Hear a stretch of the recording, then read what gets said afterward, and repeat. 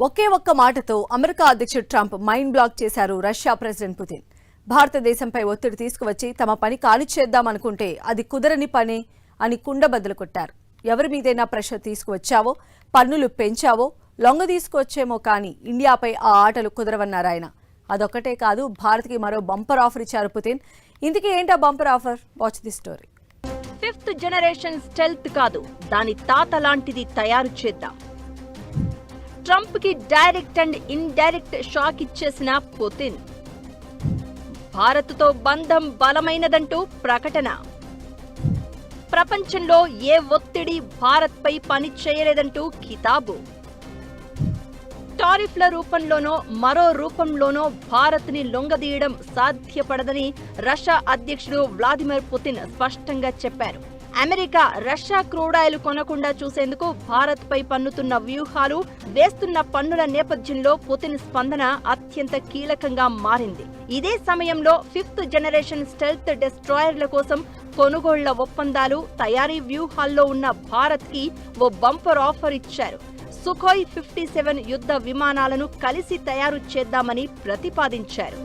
మరోవైపు అమెరికా, యూరప్తో భారత్ వాణిజ్య బంధాలు పెరుగుతున్నంత మాత్రాన అది రష్యాకి ప్రతిబంధం కాదని చెప్పారు పుతిన్.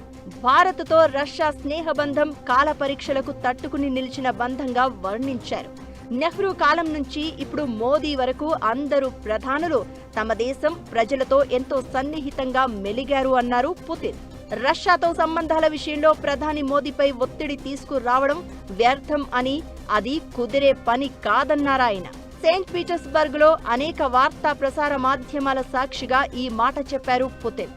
అలానే రాబోయే కాలంలో భారత్తో ద్వైపాక్షిక వాణిజ్యం విస్తరించి $100 బిలియన్ చేరుతుందని కూడా చెప్పారు.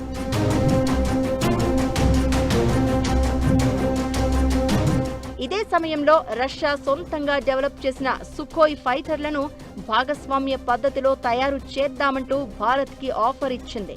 Sukhoi 57 Russian made 5th generation stealth కాగా, ఇది అమెరికాకి చెందిన F-22 Raptor, F-35 lightning II వంటి విమానాలకు దీటుగా రూపొందింది. రాడార్కు తక్కువగా కనిపించే స్టెల్త్ సాంకేతికత, సూపర్ క్రూయిజ్ సామర్థ్యం, అత్యాధునిక సెన్సార్ వ్యవస్థలు, ఎలక్ట్రానిక్ వార్ఫేర్ సదుపాయాలు, long range attacking capacity Sukhoi 57 సొంతం.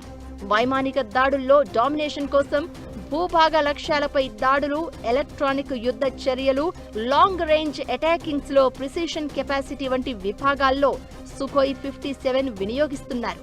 నిజానికి ఈ ప్రాజెక్ట్ కొత్తదేం కాదు.